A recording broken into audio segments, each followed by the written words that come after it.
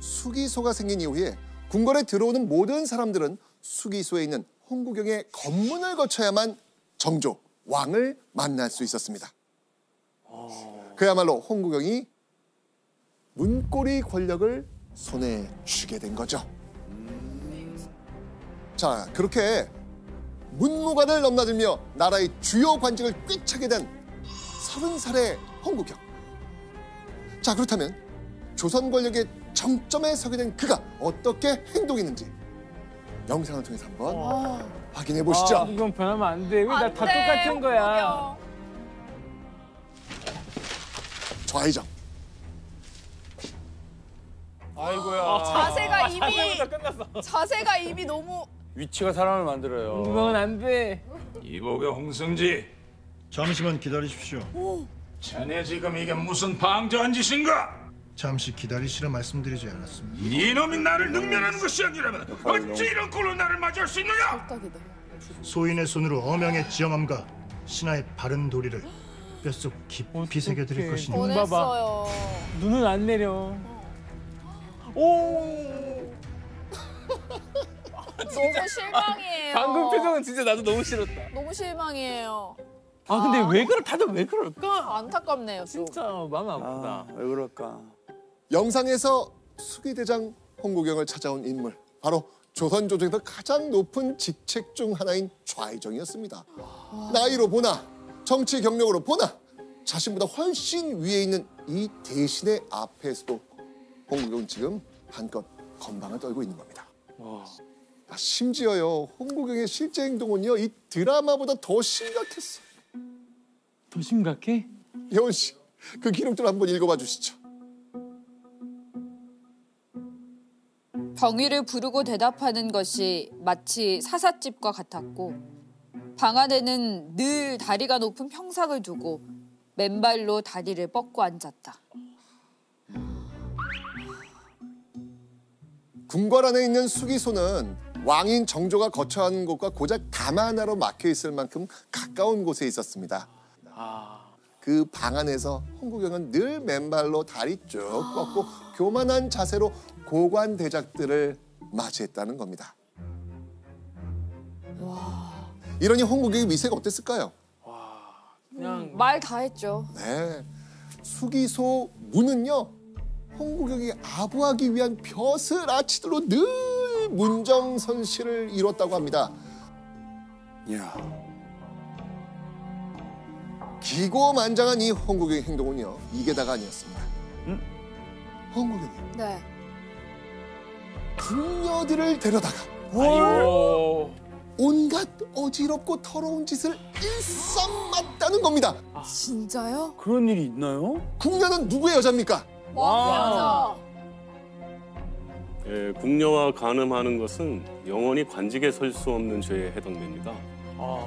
남의 집 노비도 함부로 건드리지 못하던 조선 사회에서 왕의 궁인들과 더러운 행동을 한다는 것은 눈에 보이는 게 없는 그런 행동인 거죠.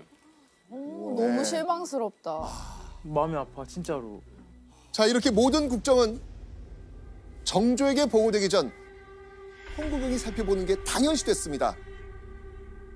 조선 조정은 어느새 홍구경의 세력으로 가득 채워집니다.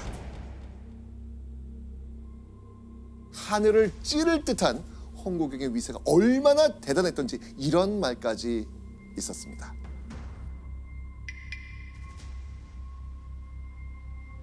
홍구경과 갈라서는 자는 역적이다.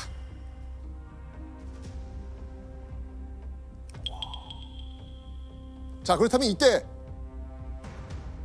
정조, 이 상황을 그저 지켜만 보고 있었을까요? 정조는 홍구경의 모든 행동에 침묵으로 일관합니다. 침묵. 진짜? 정조와 자신의 여동생을 결혼시켜서 왕실의 외척이 되고 싶었던 겁니다. 자, 그리고 그 정조와 자신의 여동생 사이에서 혹시 아들이 태어난다면 자신의 핏줄을 이은 조카가 왕이 될 수 있다고 생각했겠죠. 꿈이 엄청 크네요. 그런데 놀랍게도요, 상황은 홍국영에게 유리하게 돌아갑니다.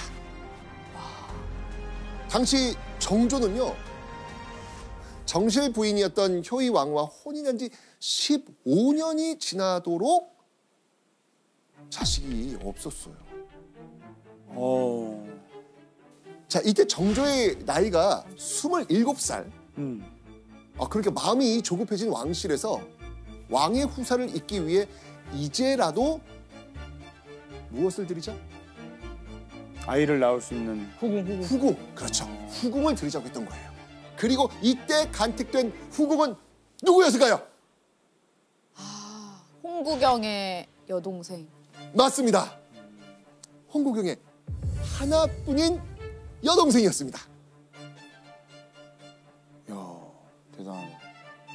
그런데요, 간택 이후 더 놀라운 일이 벌어집니다. 간택된 홍구경의 여동생이 유례없는 대우를 받습니다. 그게 뭔지 아세요? 뭐요? 입궁하자마자 후궁 최고 품계. 네. 빈. 맞습니다. 네. 입궁하자마자 후궁 최고 품계인 빈에 오른 겁니다.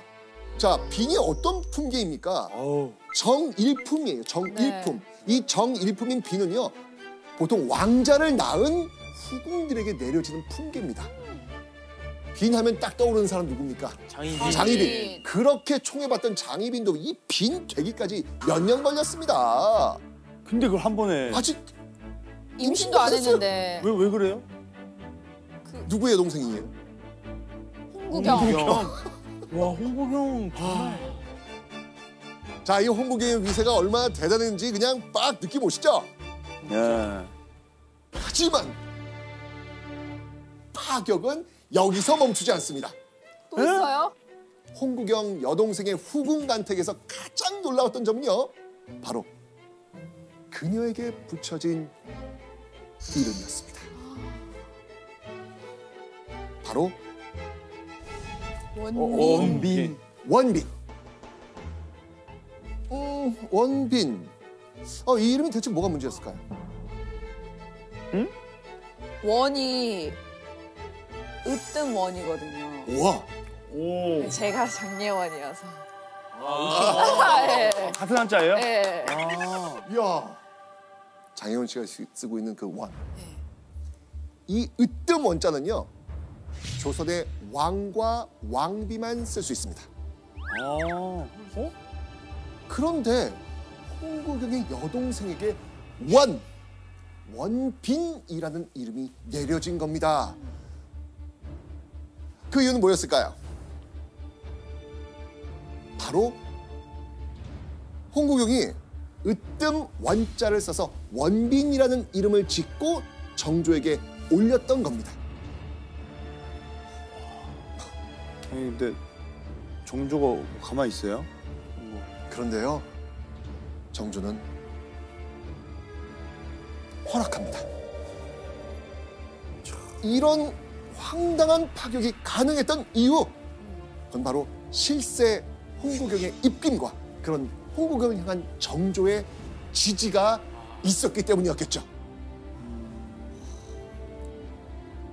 자, 이렇게 왕의 사돈이 된 홍구경. 자, 이후 홍구경의 행동은요, 왕실에 어마어마한 폭풍을 몰고 옵니다.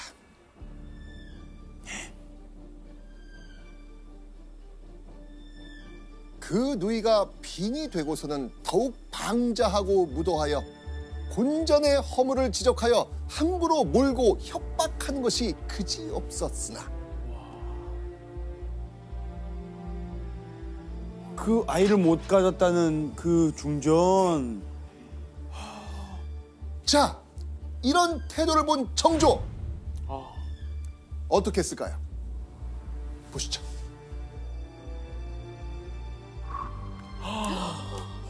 임금이 참고 말하지 않았다. 역시 침묵으로 일관한 겁니다. 답답해. 침묵할수록 위상이 높아지는 거잖아요. 홍구경의 위상이.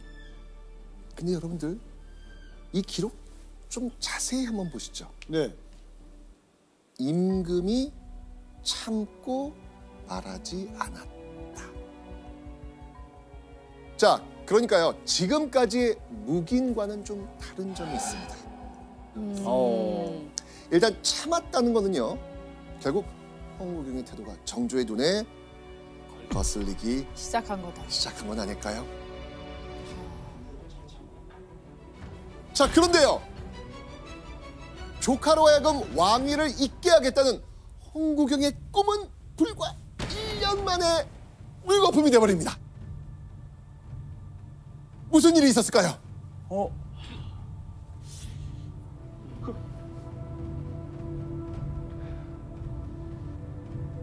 자가께서는 이미 세상을 떠나셨소. 1779년 5월 홍구경의 여동생 원빈 홍씨가 통사 없이 갑작스럽게 세상을 떠난 겁니다. 청천벽력 같은 소식을 접한 32살의 홍구경. 그는 하나뿐인 여동생의 죽음 앞에서 망연자실합니다.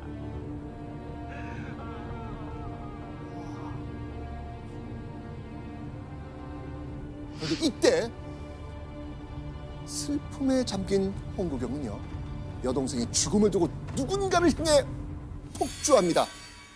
그 누군가는 대체 누구였을까요?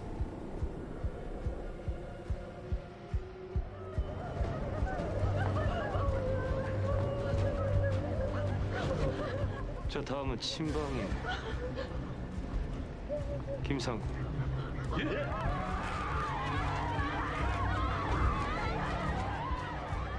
제 누이가 죽은 것을 감히 곤전에게 의심해 내전 나인 여럿을 잡아다 칼을 빼들고 무수히 치며 혹독한 고문을 하였다.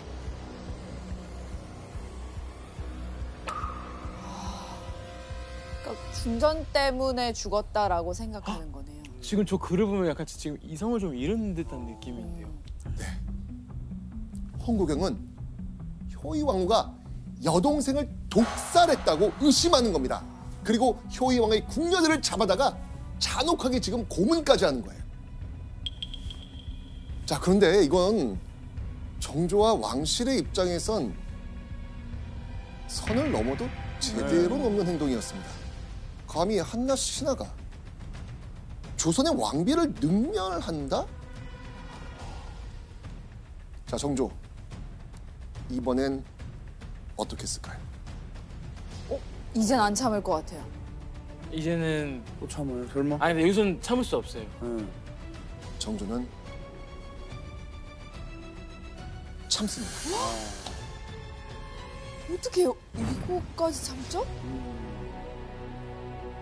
피부치의 죽임과 관련된 문제니까 인간적인 실수라고 생각하고 정조는 어떻게든 홍구경을 이해하려고 했던 건지도 모릅니다. 너무 슬프니까. 왕실에서는 또 다른 후궁을 찾아보려고 할 거 아닙니까? 그죠? 그런데 이때 마음이 급해진 홍구경이 꼼수를 부린 거예요. 예. 정조와 죽은 원빈 홍씨 사이에 양자를 드리려고 한 겁니다. 이거는 도저히 상식적으로 납득할 수 없는 그런 행동이죠. 그런데 사실 당시 조선에서는요, 자식 없이 죽을 경우에는요, 제사를 지내줄 양자를 사후에 들은 일은 많이 있었습니다. 그게 가능은 했어요. 네. 근데 문제는 이거는 지금 왕실의 입양 문제를 왕실의 일원도 아닌 홍구경이 개입해서 진행했다는 거죠. 야, 이거는. 자, 양자를 드릴 때는요, 왕실의 가장인 정조뿐 아니라 정실 부인인 왕비와 왕실의 큰 어른인 대비의 동의가 있어야 됩니다. 그런데 홍구경은 이 모든 걸 무시하고 막무가내로 일을 진행했던 겁니다. 자, 그렇다면 홍구경이 택한 정조의 양자는 누구였을까요? 그러니까 어디서 오신 분이에요? 그러니까요. 어디서 왔지? 바로 사도세자의 아들이자 정조의 이복 동생인 은원군의 아들 이담이라는 사람이었습니다. 일단 왕실 혈통에서 항렬상 정조의 아들 항렬인 조카 중에서 골라야 됐거든요. 그래서 홍구경은 정조의 조카 이담을 정조의 양자로 선택했던 겁니다. 엄청 멋있었다. 엄청 멋있었어. 자, 그리고 만약 이담이 왕위에 오르게 된다면 홍구경은 이담을 자신의 뜻대로 조종할 수 있을 거라고 생각했겠죠. 그쵸. 자, 그리고 홍구경은요, 정조가 더 이상 아들을 얻을 수 없도록 새로운 후궁을 들이는 것까지 막습니다. 자, 그렇게 제멋대로 정조의 양자 만들기 프로젝트를 진행한 이 홍구경. 자신의 야심을 담아 은원군의 아들 이담에게 이런 이름까지 지어줍니다. 보시죠. 완풍군? 완풍군. 홍구경이 이담에게 지은 이 이름 속엔 무시무시한 홍구경의 야망이 숨겨져 있습니다. 자, 완은요, 왕의 본관인 전주의 옛 이름 완산, 그리고 풍은 자신의 본관인 풍산홍씨, 풍에서 따온 말입니다. 즉 전주 이씨 왕가의 핏줄에 은근슬쩍 자신의 집안인 풍산홍씨를 끼워 넣은 겁니다. 즉 임금의 가문과 홍구경 가문의 결합을 뜻하는 이름, 이게 바로 완풍군. 자, 이 말은 곧요, 홍구경이 정조의 양자를 통해 꿈꾼 게 바로 이것이었다는 것을 보여줍니다. 홍구경이 은밀히 나라의 근본을 옮기려는 계책이었다. 진짜, 아니 그러면은 역적인데요? 아, 그렇죠. 역모를 껴안고 있는 건데 지금. 결국 홍구경의 궁극적 목표는 양자인 완풍군을 앞세워 세도 정치를 펼치겠다는 거였죠. 세도 정치? 네. 당시 정조실록을 편찬한 사관들이 이 완풍군이라는 이름을 듣고서 뼈골이 오싹했는데 그 홍구경의 위세에 눌려가지고 아무도 말을 하지 못했다고 이렇게 기록이 되어 있습니다. 그런데 이제 정조로서도 그냥 방치해두면 안 되겠다라는 생각을 가지게 된 것 같습니다. 너무 많이 갔어. 자, 그렇게 정조는 홍구경을 부릅니다. 간밤에 홍도승지가 스스로 사직을 청하였네. 과인은 그를 봉조하로 삼아위로 하고 그의 사직을 윤호하도록 하겠네. 홍구경이 정조에게 사직하겠다고 먼저 말한 겁니다.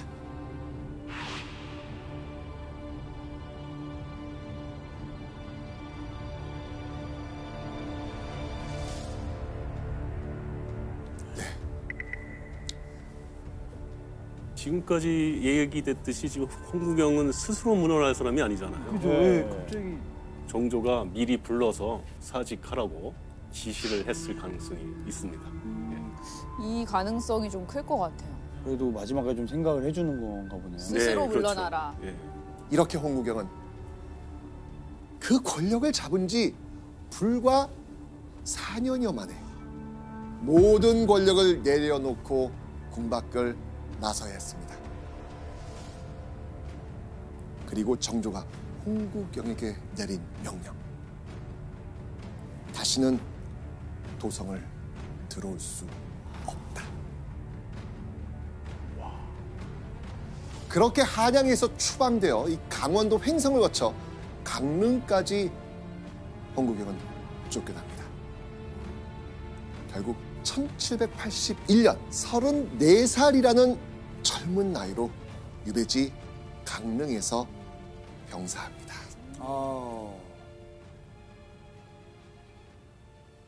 자, 그런데요. 홍구경의 사후 5년 뒤인 1786년 죽은 홍구경에게 또 한 번 충격적인 일이 일어납니다. 바로 홍구경을 역적으로 칭한다는 겁니다. 역적이요? 죽었는데 이미? 그렇죠. 죽은 홍구경이 왜 갑자기 역적이 되었을까요? 이해 정조의 첫 아들 문효세자가 갑작스럽게 죽게 되거든요. 그런데 왕실의 큰 어른이자 정조의 새할머니였던 정순왕과 문효세자의 죽음에 홍구경과 관련된 사람이 개입돼 있다고 선포한 겁니다. 바로 궁궐에 남아있는 궁녀라든가 내시 같은 홍구경의 끈앞풀을 말한 거죠. 예전부터 왕실을 무시하고 제멋대로 조정을 쥐고 흔든 홍구경이 정순왕은 언짢았던 거예요. 그 오만방자했던 행동을 잊지 않고 있다가 문효세자의 죽음을 빌미로 죽은 홍구경을 역적으로 규정한 겁니다. 홍구경은 감당하지 못할 권력을 쥐고 과욕을 부린 결과 스스로 몰락하고 만 겁니다.